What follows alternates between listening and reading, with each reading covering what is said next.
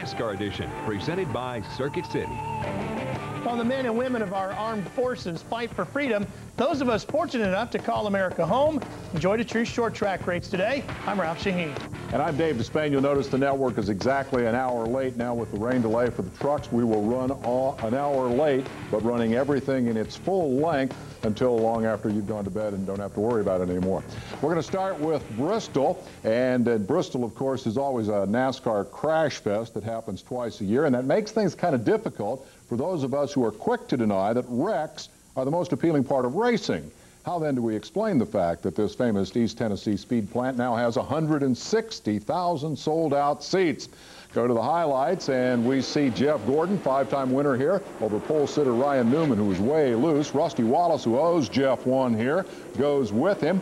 Then Jimmy Spencer was next to step up and take the lead. Broken wheel cost him the win yesterday. He was strong early today. All right, enough of that. Let's see some wrecks. Newman, a lap down, crowds Jerry Nadeau's Army car down onto the apron. We picked this one out of dozens of available incidents because it's sort of carried over into the infield and reminds us that there is usually a long line at the big red truck after Bristol. About halfway through, Tony Stewart nudges teammate Bobby Labonte. Kurt Busch and Ricky Rudd also get tangled up in this. Remember those three names. Texas Terry Labonte, great run finally until Brett Bodine spun him downhill from there.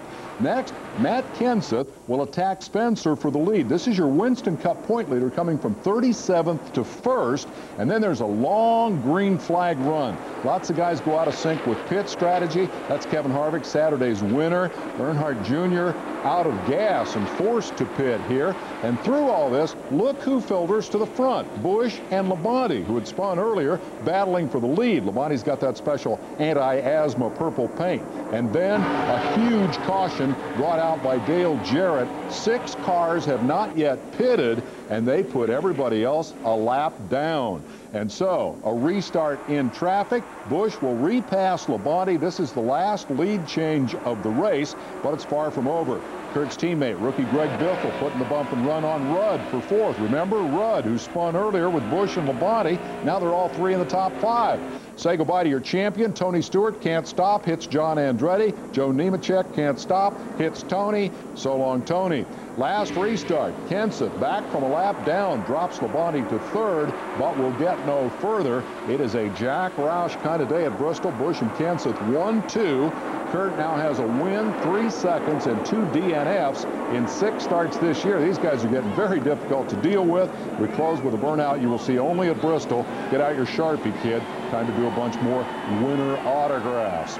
Busch now 2 for 2 in the day races at Bristol. As we check out the results, Labonte has 3 top 5s this year. Rudd got back by Biffle, but Greg's happy with a top 5 finish. Marlin, the last guy on the lead lap. Further back, rookie McMurray started on the tail in a backup car, crashed once and still finished 11th. 15th place to Darlington winner Craven, who didn't get to share the stage with Busch this week. Speed Channel's Bob Dillner has a hard card to cover all the NASCAR action for us this year. And Bob joins us now from Bristol with more post-race coverage. Bob? Well, Ralph, each track we've been to, Kurt Busch has been fast. He's been up front. He's finished 2nd 3 times, but that win eluded him until today here at Bristol. And although he's one of the dominant cars, he did catch a break in the form of a caution just about when he was going to have to pit for fuel. It just gets them almost back on track to where they were last year, but yet there's so much work that needs to be done to stay on top and to still continue moving forward. We've got Texas next week. We actually cut that car up while it was ready to go because we learned some things from Vegas. We learned some things from Atlanta aero-wise. And then we'll go off to Talladega, Martinsville, and we'll have a week off. So hopefully we can get through these next 3 races. Bing, bang, boom. It's great to have a Roush 1-2. With the way things have started this year, we're off to a great start. Kenseth's leading the points, and hopefully we moved up a little bit. Well, you know, I seen him coming with the times, you know, but he had to come through some traffic. So, and we had clean air, you know, up there with no traffic to deal with. But Matt was fast, and glad it ended. Bristol's really tough. You know, you have to miss the wreck. You have to work traffic. You know, and you have to be so that you're prepared to go a long time on your tires. If you're off a little bit, then you'll get lapped. So, you know, Jimmy and the guys kept the car under Kurt. I was listening on the radio. Kurt made most of his own calls for what he wanted done to the car. So Kurt's getting this place figured out like he has a lot of places, and it all came together. It was wonderful. It was a wonderful day for the Roush Brigade here at Bristol. Of course, the 1-2 finish and now 1-2 in the points. And at the end of this race, Matt Kenseth was on his teammates' heels. You know, we had everything we felt like we needed to win. We just couldn't quite get it done there at the end, but we had a great car. It was a great effort. I feel bad I couldn't muscle the thing up there, and felt real confident at the restart that we were going to be able to beat both them guys. But, you know, Kurt Busch is a wheel man, and you get him out front, he's tough to beat.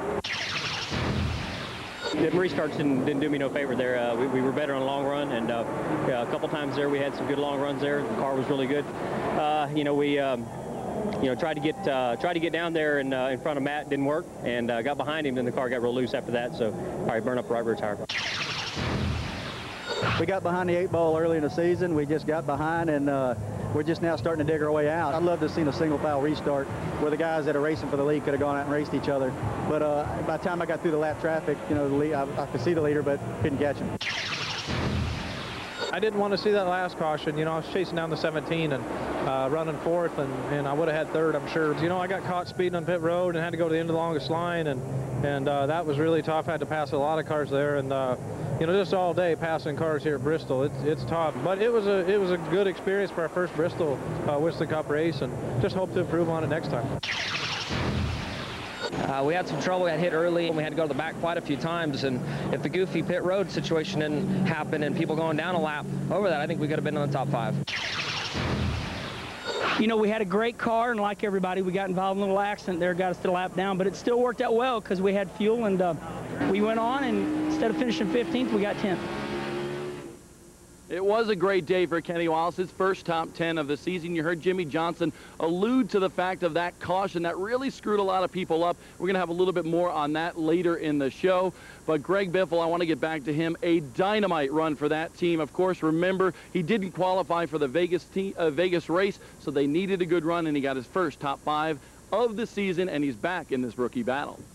Bob, is there any word on Kyle Petty? We saw him take a pretty hard hit today.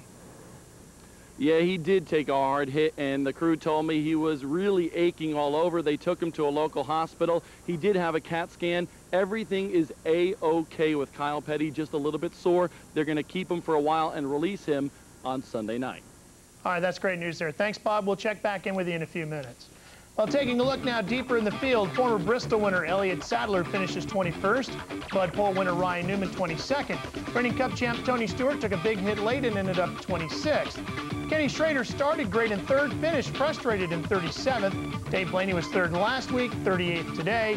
Terry Labonte looked like a contender, didn't finish that way in 39th. Mike Skinner, Tony Raines, and Derek Cope filled out the last 3 spots on the results pages. Well, the concrete is still smoking from 500 laps at Bristol. We'll return to Thunder Valley with more live Winston Cup post-race coverage.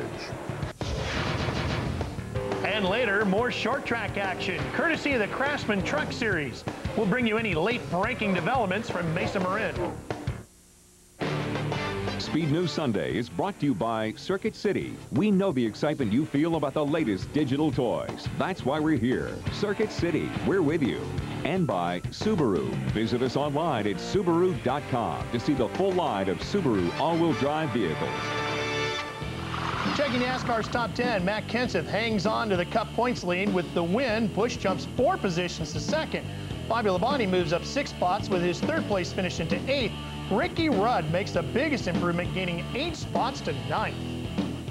Well, after 500 laps at Bristol, everybody has a story and usually some pretty specific ideas about who the villains are. Dillner is back. Dillner, whatever your name is, back now to tell us what some of the guys are saying down there, Bob.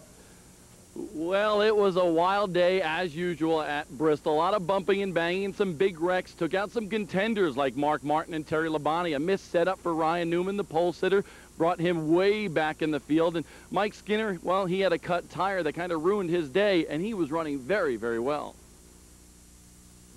I thought we had a hell of a lot of momentum until the tire blew out, but you know, it could have been self-inflicted. Like I said, I think it cooked the bead. I'm not sure, but they'll take it back and evaluate it. Let us know first of the week what happened. You know, I don't really know exactly who was tangling with who there in front of us, but they were kind of got jammed up there, and we kind of got run into from behind there. Just everybody trying to go. We changed too many things from happy hour to the race, and kind of caught ourselves blindsided, and just worked on it, and I got caught up in a wreck, and I don't know if I caused my own or was caught up in it or what, but those Army guys weren't happy with me.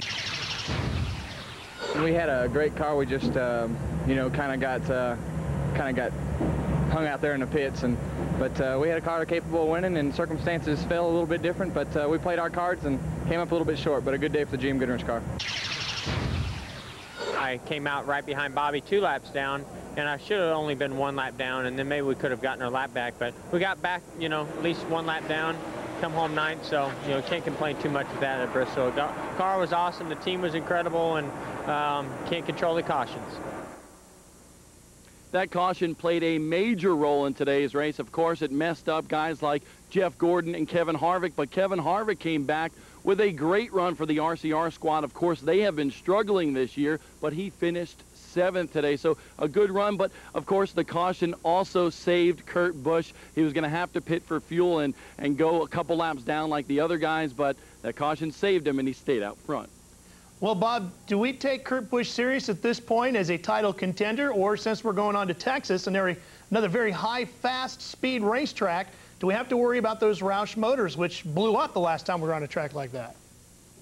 Well, I know Jack Roush and his entire engine department have been working very, very hard on that issue. I spoke to Jack after the race, and he still does not like talking about those engine failures around the Atlanta race. But I think Kurt Busch is for real. In the last 11 races, he has finished 1st or 2nd 7 times. I mean, how can you argue with that? Bob, did I exaggerate? Was there, in fact, a line at the big red truck when things were over down there? I heard you say that, but I think, you know, NASCAR takes into consideration that this is Bristol. There was no big line at the big red truck after this one, although there were a lot of heated tempers. Jerry Nadeau was very, very mad with Ryan Newman. Ryan Newman and the guys say, I think Jerry needs to look at the tape and see what the real deal was. So, of course, a lot of that will take place a little later on tonight and, of course, tomorrow morning. But no line at the big red truck, but who knows what's going to happen in Texas next week. All right, Bob, thanks for clarifying that. We don't want to exaggerate. Go pack your cowboy hat. Texas is next. All right. Cap your Sunday at Bristol off with NASCAR Victory Lane here on Speed, coming up at 9 Eastern. Then get the driver's perspective with Benson, Schrader, and Waltrip on Inside Winston Cup Mondays at 7.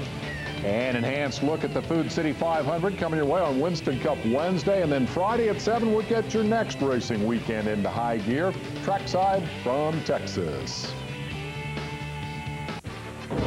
Proceed with caution. Lots of yellow in NASCAR's Busch Series race at Bristol. We'll recap the Dash for Cash. And later, guess who's coming to breakfast?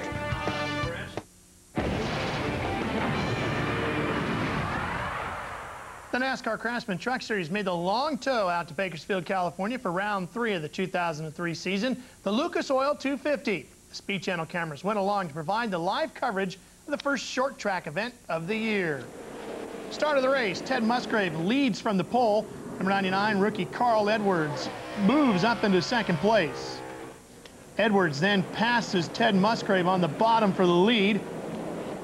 Number 46, Dennis Setzer, who started in 12th, takes the lead away from Bobby Hamilton's number 4, the Darlington winner. A series of pit stops, including leader Dennis Setzer and Bobby Hamilton, who has a horrible stop and drops deep into the field. Jason Small and Stephen Rhodes get together for caution number 7. Most of the field pits, but Dennis Setzer stays out, taking a gamble on very race-worn tires. Now, when Dennis does pit, he takes on 4 tires, but he ends up giving up the lead of the race. That would go to Jason Leffler in the number 2 truck, who started all the way back in 30th. 34 to go. And Brendan Gaughan leads Dennis Setzer. Now, Setzer had charged back through the field, his tire gamble apparently working out. Setzer takes the lead from Gaughan with 21 to go. Despite a yellow flag with just 2 laps to go, Setzer, who was strong all day, holds on for his 8th career win, his 2nd at Mesa Marin. John Wood ends up finishing 2nd, and Ray Dunlap talked to the winner. Well, for the 6th straight season, Dennis Setzer is now a winner in the NASCAR Craftsman Truck Series. You got your first victory back here at Mesa Marin back in 1998, and today you did it again, but boy, in dominating fashion. How did you do it? Well, we just had a great little truck under us. Our little Silverado was good all day. I had a bad qualifying, started as 12th, but, you know, knew the truck was pretty good all day. A great start to the season, and next we go to Martinsville, a place where you won from 33rd. Exactly. It will probably be the same truck there, I would say, as good as this truck was here. Run basically the same setup at Martinsville. In our team, we got Amick engines this year. Those things really performed well all day. Our little Silverado was good. You know, just a great team. When you take a look at the 2003 schedule here on Speed Channel, a lot of great races for this team, and you guys really seem to have it dialed in early on in the season. Absolutely. You know, this is the type of races I think the fans like to see. The short track races is a good event for the NASCAR Craftsman Truck Series. I know I like to see them at these places anyways. Okay, congratulations. That's Dennis Setzer, the winner here at Mesa Marin Raceway. He was driving a truck they call Stan, and I'll bet you they'll take that one to Martinsville. And did you notice how clean-shaven Dennis was there? Congratulations to all the Wood Brothers family members back there in Stewart, Virginia. I hope they have a big party for John Wood. And I'll tell you what, Brendan Gaughan looks to me like he's going to keep these guys honest. Hamilton backs up Darlington with a 4th-place run today. Let's say we hear from some more of the heroes.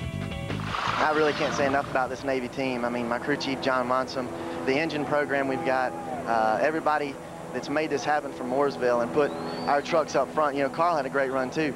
It's just, like I said, it's a breeze when you've got something you can drive. We had a little bit of trouble early with that flat left front, but we fought back hard. You know, we had a great day.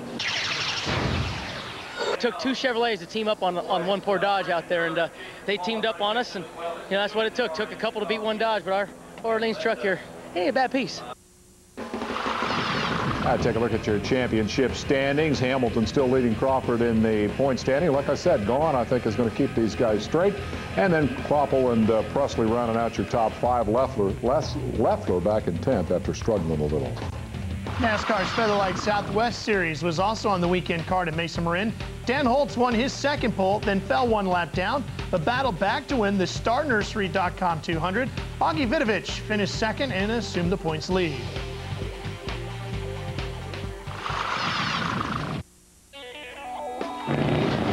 Ryan Newman is on a mathematical pace to win 12 Bud Poles in 2003. You heard me right, don't laugh, he could do it. A look at the Bud Pole leaderboard shows last year's Rookie of the Year with a pair of poles after just 6 Winston Cup events. Next stop, Texas.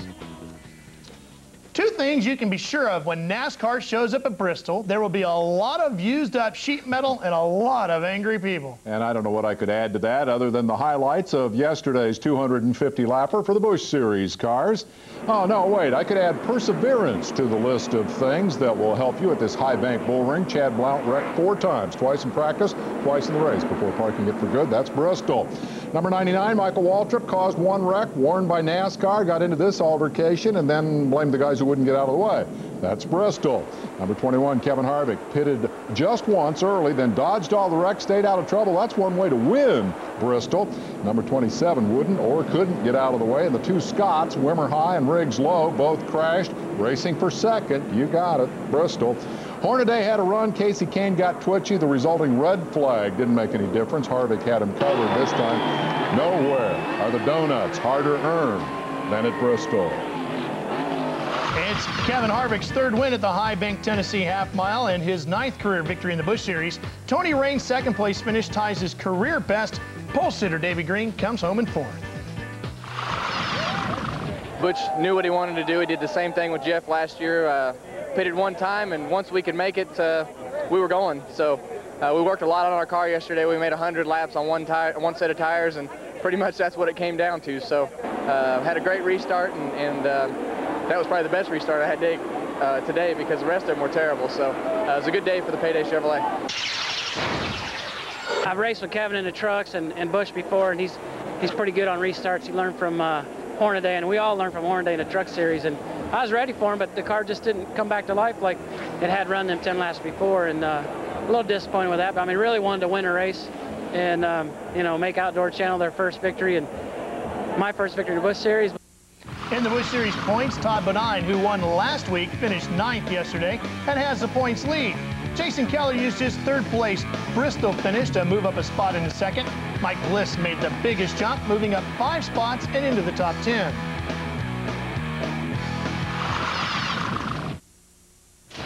Valvoline's MaxLife Maximum Performer is brought to you by Valvoline's MaxLife, products formulated to help keep your higher mileage car running for a long, long time. Hey, a new award in this week's inaugural goes to Ryan Newman, an ace qualifier anyway. He dropped a lot of jaws Friday with the first ever sub-15-second qualifying run in Bristol history. This kid can lay down a lap. Race didn't work out so well, but his Thunder Valley track record scores the Valvoline Max Life Maximum Performer Award. And another award winner this week stars each Sunday on what we fondly refer to as the Fox family of networks. Now, being a NASCAR celebrity is not quite as exciting as being on-air talent for Speed Channel, but it does provide you with some unique opportunities. After 84 wins and 3 Winston Cup championships, it was only a matter of time before Darrell Waltrip was given the recognition he deserves. His face is going on a cereal box. No, not a special DW box of chocolate-flavored boogity boogity boogities. Instead, he will appear on an upcoming box of Wheaties. First driver to receive the athletic honor was IndyCar legend Wilbur Shaw back in 1936. And Dale Earnhardt Jr. will be part of a masterpiece of cross-promotion. Who better to spice up the Fox Network's Friday night primetime offering known as Fast Lane with a cameo than a star of Fox's aforementioned highly rated Sunday afternoon sports show, the Winston Cup Series. Fast Lane hits the air Friday night at 8 Eastern on the big Fox network, so it will compete for rating points with Speed Channel's re-air of Winston Cup qualifying from Texas. Hey, viewers, life is all about choices. Something tells me Junior probably had a pretty good time driving those cars out there. That's all the NASCAR news for now. I'm Ralph Shaheen. And I'm Dave Despain. That's it for the NASCAR stuff, but motorsports is pretty much a non-stop proposition, so don't you dare go away.